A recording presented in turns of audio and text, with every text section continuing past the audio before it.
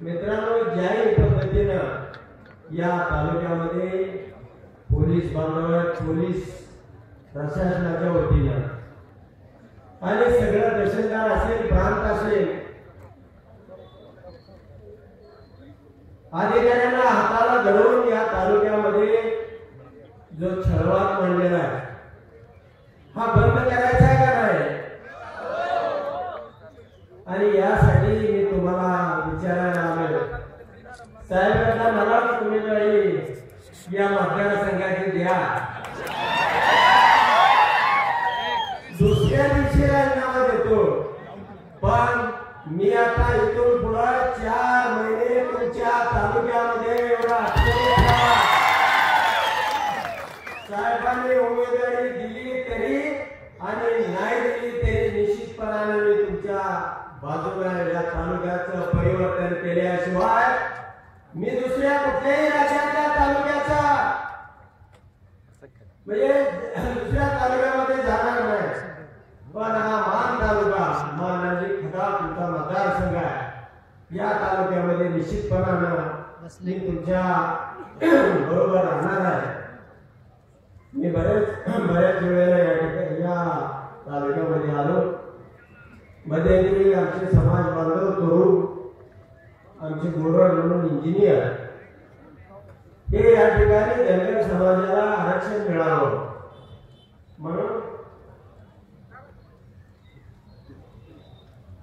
त्या ठिकाणी उपोषणाला बसलेले होते.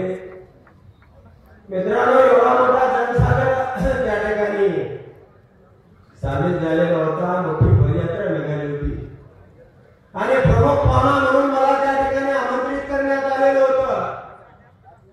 परंतु मित्रांनो, त्या ठिकाणचा प्रकार तुम्ही पाहिला असेल. काही आमदारांची मंडळी त्या ठिकाणी बसली आणि भाषणच तुम्ही करायचं नाही. माझ्या माहितीप्रमाणे प्रभाकर देशमुख साहेब तुम्ही सुद्धा आला होता आणि अशा पद्धतीनं जर तुम्ही आरक्षण सोडवण्याच्या बाजूने, अरे सरकार तुमचं आहे, तुमचे मुख्यमंत्री हे आरक्षण लाभण्यासाठी राज्यामध्ये फिरतात, मग धनगर समाजाच्या आरक्षणासाठीच काय येत नाही. तुम्ही आमदार होता, तुमचं फार ऐकलं जाते, बोटिंग होते, एका बाजूला तालुका तडफडतोय दाखवण्यासाठी. मित्रांनो, अनेक काय करता येतं. तुमची 15 वर्षाची कारकीर्द आज या ठिकाणी संपलेली आहे. आणि मित्रांनो, या तुमच्या काळामध्ये फार वेळ घेत नाही. साहेबांना फलटण या ठिकाणी सभा आहे आणि मलाही सोलापूरमधील मतदारसंघामध्ये मंगळवेढ्यामध्ये सभा आहे. परंतु तुम्हाला एवढाच मी आश्वासित करतो की निश्चितपणानं या राज्यामध्ये सर्वसामान्यांच्या, गोरगरिबांच्या, शेतकऱ्यांच्या बाजूने पवार साहेब लढत होते. दीनदलितांचा आवाज म्हणून या महाराष्ट्रामध्ये फिरत होते आणि आम्ही मोहिते पाटील त्यांच्या सापळ्यामध्ये अडकलेलो होतो. पण आणि तो सापळा असताना सुद्धा तुमचा आमदार त्यामध्ये होता. त्यांना निवडून द्यायचं नाही आणि मला फुकट वापरायचं हे त्यांचं धोरण होतं. परंतु आम्ही प्रत्येक टप्प्यावरती जयंत पाटील साहेबांनी 6 महिन्यापूर्वी जयंत पाटील साहेबांना मेसेज पाठवलेला होता. जयंत पाटील साहेब, हे असं घडणार आहे, वेळोवेळी तुम्ही पवार साहेबांना ही माहिती देत चला. आणि मित्रांनो, आमच्या तालुक्यातला आम्ही संघर्ष या पवार साहेबांच्या गोरगरिबांच्या लढ्यासाठी संपवलेला. आमच्या तालुक्यामधून किती मताधिक्य मिळतं, आम्ही दुसऱ्यासाठी किती दिलं होतं आणि आता आमच्यासाठी किती घेऊ हे तुम्हाला सांगण्याची गरज नाही. आणि म्हणून निश्चितपणानं पवार साहेब या मतदारसंघामध्ये धनगर समाज मोठ्या प्रमाणावरती आरक्षण दिलं जात नाही. केंद्रामध्ये, राज्यामध्ये 10 वर्ष सरकार असून अखेरचा लढा या राज्यामध्ये 224 तालुक्यामध्ये मी सभा घेतलेल्या होत्या, परंतु तोही जिरवला. अनेक वेळा लढे उभा राहिले, अनेक वेळा प्रत्येक तालुक्यामधून मोर्चे उभा केले गेले.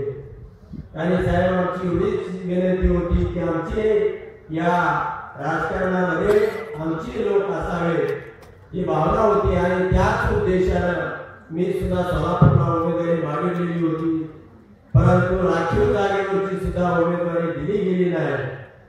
आणि मग मित्रांनो, निश्चितपणानं एक या माडा असेल, माड्याचा तर स्वराज, पण सोलापूर असेल, माडा असेल, आजूबाजूच्या जिल्ह्यातील सगळं वातावरण बदलून गेलं.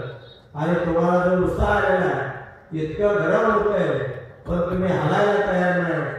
ऊन वारा बघायला तुम्हाला लक्ष द्यावं लागणार आहे. याही समाजाला तुम्हाला प्रक्रियेमध्ये घ्यावं लागणार आहे. याही समाजाच्या जे गोरगरीब आहे, अजूनही विकासापासून वंचित आहे, त्या समाजाला सुद्धा ताकद दिली पाहिजे. मराठा समाजाच्या बरोबरीने असणारा हा समाज निश्चितपणाने तुमच्याकडे आशा लावून भविष्यामध्ये याही समाजाच्या बाबतीमध्ये आपल्याला धोरणं आखावी लागतील, त्यांच्याही विकासाचे मार्ग खुले करावे लागतील.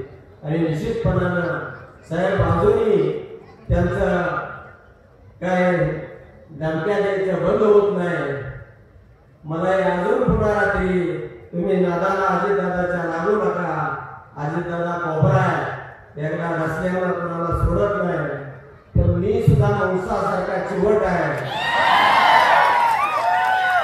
मला माझ्या अजितदादांना एवढंच सांगणं आहे, तुमच्या ह्या लोकांना थांबवा, त्याला व्यवस्थितपणानं सांगा.